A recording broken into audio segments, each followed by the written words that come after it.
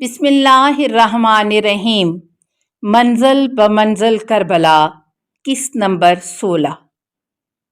شام غریباں۔ انا للہ و انا الیہ راجعون۔ قتل حسین علیہ السلام کے بعد اہل بیت پر مصائب کی وہ شام آئی جسے شام غریباں کہتے ہیں، یعنی مسافروں کی شام۔ حمید بن مسلم کہتا ہے کہ جب حسین علیہ السلام شہید ہوئے تو ابن سعد ملعون کی فوج نے آل رسول کے خیموں پر حملہ کر دیا۔ رسول اللہ صلی اللہ علیہ وآلہ وسلم کی بیٹیوں کے کانوں سے گوشوارے چھینے گئے، چادریں تک لوٹ لی گئیں۔ جب بنی بکر بن وائل کی ایک عورت نے یہ منظر دیکھا، جو اپنے شوہر کے ساتھ ابن سعد کے لشکر میں موجود تھی، برداشت نہ کر پائی، پس ایک تلوار ہاتھوں میں لے کر خیمے سے نکل آئی اور بآواز بلند کہنے لگی، اے قبیلہ بنی بکر بن وائل، کیا رسول اللہ صلی اللہ علیہ وآلہ وسلم کی بیٹیاں لوٹ لی جائیں گی؟ اللہ کے سوا کسی کا فیصلہ نہیں چل سکتا۔ کوئی ہے جو رسول اللہ صلی اللہ علیہ وآلہ وسلم کا بدلہ لے؟ پس اس عورت کا شوہر آیا اور اسے واپس خیمے میں لے گیا۔ راوی کہتا ہے کہ اس کے بعد خیموں میں آگ لگائی گئی۔ جب عورتوں اور بچوں نے آگ کے شعلے دیکھے تو رسول زادیاں برہنہ سر و پا خیموں سے باہر آئیں، اور جب ان کی نظر اپنے مقتولین پر پڑی تو گریہ و بکا کی آوازیں بلند ہو گئیں۔ راوی کہتا ہے کہ واللہ میں وہ منظر نہیں بھول سکتا۔ جب زینب بن علی نے اپنے بھائی کی لاش دیکھی تو انتہائی مغموم آواز میں ان الفاظ میں حسین علیہ السلام پر بیان کیا، نانا محمد مصطفیٰ صلی اللہ علیہ وآلہ وسلم، آپ پر ملائکہ نے صلوات پڑھی۔ یہ تیرا حسین ہے جو خاک و خون میں غلطاں ہے، ان کے اعضاء کاٹے گئے ہیں اور ہوا ان کی لاش پر خاک اڑا رہی ہے، اور یہ تیری بیٹیاں ہیں جن کو قیدی بنا لیا گیا ہے۔ میں اللہ اور محمد مصطفیٰ صلی اللہ علیہ وآلہ وسلم اور علی مرتضیٰ اور حمزہ سید الشہداء اور فاطمہ الزہرا سے اپنے مصائب کی شکایت کرتی ہوں۔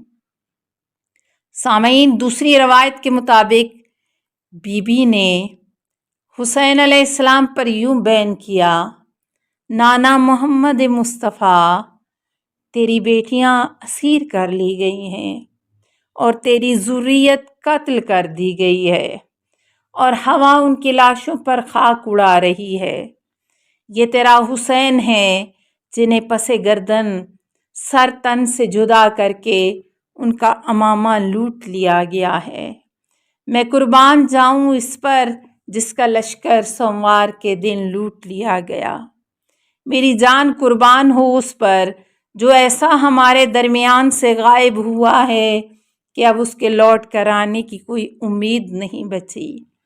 میں جان قربان ہو جو ایسا زخمی نہیں کہ اگر ان کے زخموں پر مرہم رکھا جائے تو ان کی شفا یابی کی توقع کی جائے۔ میری جان قربان ہو اس پر جس کا سینہ وقت آخر غم و حزن اور صدمے سے بھرا تھا۔ میری جان اس پر قربان ہو جو پیاسے ہی شہید کر دیے گئے۔ میری جان اس پر قربان ہو جس کی ریش مبارک سے خون ٹپکتا ہے۔ میری جان قربان ہو اس پر جس کے جد محمد مصطفیٰ صلی اللہ علیہ وآلہ وسلم ہیں، جو سبط رسول ہیں، جو فرزند ختیجۃ الکبریٰ ہیں۔ میری جان فدا ہو علی مرتضیٰ اور فاطمہ الزہرا سلام اللہ علیہا پر، جو عالمین کی عورتوں کی سردار ہیں، اور میری جان اس پر قربان جس کی خاطر سورج کو واپس پلٹایا گیا تاکہ وہ نماز ادا کر لیں۔ راوی کہتا ہے کہ واللہ یہ بین سن کر وہاں موجود دوست و دشمن سب نے گریہ کیا۔ جناب سکینہ روایت کرتی ہیں کہ جب میں بابا سے لپٹ کر رونے لگی تو اس دوران مجھ پر ایک لمحے کے لیے کچھ بے ہوشی کی حالت سی طاری ہوئی۔ بس میں نے اپنے بابا کو یہ کہتے سنا، اے میرے شیو، جب کبھی ٹھنڈا میٹھا پانی پینا تو مجھ حسین کی پیاس کو یاد کرنا، اور جب سنو کہ کوئی عالم مسافرت میں مارا گیا یا کوئی شہید ہو گیا تو تم میری بھی عالم مسافرت میں قتل و شہادت کو یاد کرنا۔ سامعین کرام، حمید بن مسلم روایت کرتا ہے کہ میں نے علی بن حسین کو دیکھا، وہ بیماری کی حالت میں بستر مرگ پر پڑے تھے۔ پھر شمرلین اپنے ساتھیوں کے ہمراہ ان کے خیمے میں داخل ہوا اور کہا، کیا اسے قتل نہیں کیا جائے گا؟ تو میں، راوی نے کہا کہ سبحان اللہ، کیا بچے کو بھی قتل کیا جاتا ہے؟ اور یہ بیمار بھی ہے، اس کی بیماری ہی اس کے لیے کافی ہے، شاید یہ اسی بیماری میں مر جائے۔ ابھی یہ باتیں ہو رہی تھیں کہ ابن سعد کی طرف سے پیغام آیا کہ کوئی ان عورتوں کے خیموں میں داخل نہ ہو اور کوئی اس بیمار سے تعارض کرے، اور جس نے ان سے لوٹ مار کی ہے وہ ان کا سامان انہیں واپس کر دے۔ لیکن اللہ کی قسم کسی نے بھی یہ سامان واپس نہیں کیا۔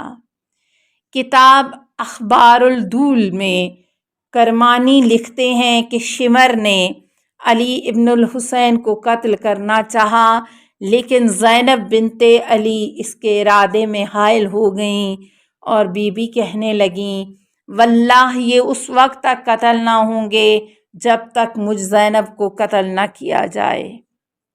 پس ابن سعد بولا، اس بیمار سے تعارض نہ کرو۔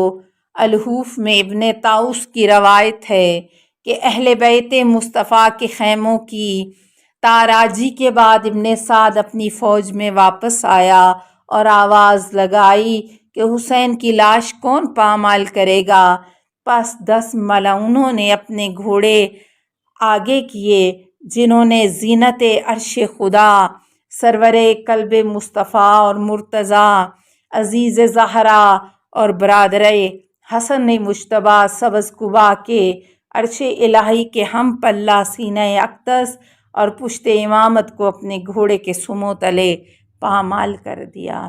ان ملعونوں کے نام یہ ہیں: اسحاق بن حیات الہرزمی، اخنس بن مرثد، حکیم بن طفیل السنبی، عمرو بن الصبی سیداوی، رجا بن منقذ العبدی، سالم بن خصیمہ الجعفی، وحز بن نام، صالح بن وہب الجعفی، ہانی بن ثبیت الہرزمی، اسید بن مالک۔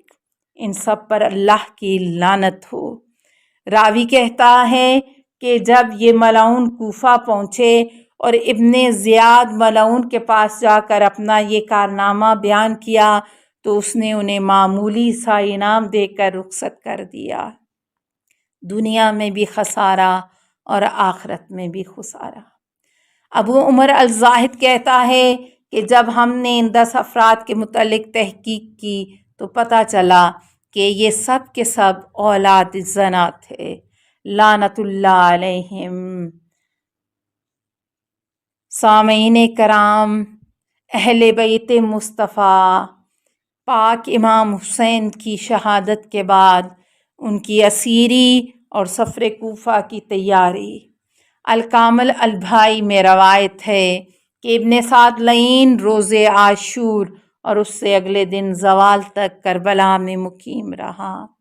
پھر اس نے اپنے مقتولین کی لاشوں پر نماز پڑھی اور انہیں دفن کیا، جبکہ حسین علیہ السلام اور ان کے پاک اہل بیت و اصحاب کی لاشیں کربلا کی گرم ریتی پر بے گور و کفن چھوڑ دی گئیں۔ اللہ اکبر۔ اہل بیت مصطفیٰ کو رسیوں میں جکڑ کر بے کجاوا اونٹوں پر بٹھایا گیا۔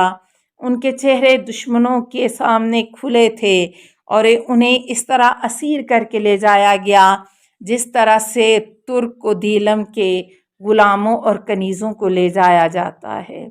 اس وقت چوتھے امام علیہ السلام کی عمر مبارک 22 سال، جبکہ امام باقر علیہ السلام 4 سال کے تھے، جو اس قتل عام میں محفوظ رہے۔ اہل بیت کے کل اسیر مخدرات کی تعداد 20 تھی، جن میں بنو ہاشم کے 12 بچے بھی تھے۔ مقتل کی کتابوں میں ہے کہ ان ظالموں نے اہل حرم کو شہداء کی لاشوں کے قریب سے جان بوجھ کر گزارا تاکہ وہ اپنے مقتولین کو دیکھیں۔ جناب زینب کبریٰ نے اپنے بھائی کی لاش سے جب گزری، انہیں بے گور و کفن پا کر بے انتہا مغموم ہوئیں اور اس حال میں اپنے آپ کو اونٹ کی پشت سے بھائی کی لاش پر گرا دیا۔ صحیفہ کربلا میں ہے، آغائے منفرد لکھتے ہیں کہ زینب کبریٰ نے اپنے بھائی کی لاش کو ہاتھوں پر بلند کیا اور فرمایا: اللہم تقبل منا ھذا القربان، اے اللہ ہماری جانب سے حسین کی اس قربانی کو قبول کر لے۔ بے شک جس منزل پر لوگ صبر کر کے صابرین کے مقام پر فائز ہوتے ہیں، اسی منزل پر قافلہ حسینی اور زینبی شکر الہی بجا لا کر صف شاکرین میں سے شمار کیے جاتے ہیں۔ سلام ہو آپ پر اے علی کی شیر دل بیٹی۔ زائدہ امام سجاد علیہ السلام سے روایت کرتا ہے، آپ فرماتے ہیں کہ جب ہمیں بے کجاوہ سواریوں پر بٹھا کر کوفہ لے جانے کی تیاری ہوئی اور میں نے اپنے شہداء کی لاشوں کو خاک و خون میں غلطاں بے گور و کفن دیکھا، یہ حال دیکھ کر میرا دل بھر آیا اور سانس سینے میں گھٹنے لگا، یوں لگتا تھا کہ شاید شدت غم سے میرا دم نکل جائے گا۔ میری پھوپھی زینب کبریٰ میری یہ حالت دیکھ رہی تھی، پس مجھ سے مخاطب ہو کر کہنے لگیں: اے میرے بابا و نانا اور بھائی کی آخری نشانی، یہ میں کیا دیکھ رہی ہوں؟ لگتا ہے کہ شدت غم سے تیری روح تیرے جسم سے جدا ہونے والی ہے۔ میں نے جواب دیا: پھوپھی اماں، میرا یہ حال کیوں نہ ہو جس کا سید و سردار بابا، چچا زاد اور اصحاب و رشتہ داروں کو ایک ہی دن میں اس طرح سے قتل کر دیا جائے کہ جو ان کی لاشیں خاک و خون میں اپنے سامنے غلطاں پائے اور انہیں کوئی کفن دینے والا بھی نہ ہو، دفن کرنے والا بھی نہ ہو، گویا کہ یہ دیلم اور خزرج کے لوگ ہوں۔ میری پھوپھی بولی: بیٹے، جو تم دیکھ رہے ہو اس پر غم و حزن نہ کر، اللہ کی قسم یہ ایک عہد تھا جو تیرے جد رسول اللہ صلی اللہ علیہ وآلہ وسلم سے تیرے دادا، بابا اور چچا تک پہنچا ہے۔ بے شک اللہ نے ایک قوم سے یہ وعدہ لیا ہے کہ وہ ان شہیدوں کے جسم کے ٹکڑوں کو جمع کریں گے اور انہیں بااحترام دفن کریں گے۔ یہ ایسی قوم ہوگی جسے اس امت کے فرعون نہیں پہچانتے ہوں گے۔ یہ وہ لوگ آسمان پر زمین سے زیادہ مشہور ہوں گے۔ پھر یہ لوگ تیرے بابا کی قبر کے نشان کو اس طرح بلند کریں گے کہ گردش دوراں اسے زائل نہ کر سکے گا۔ کفر کے پیشوا اور اس کے پیروکار اس نشان کی بلندی کو مٹانے کی کوشش کریں گے، لیکن وہ اسے مٹانے اور دبانے کی جس قدر کوشش کریں گے، یہ نشان اتنی ہی قوت اور بلندی کے ساتھ ابھرے گا۔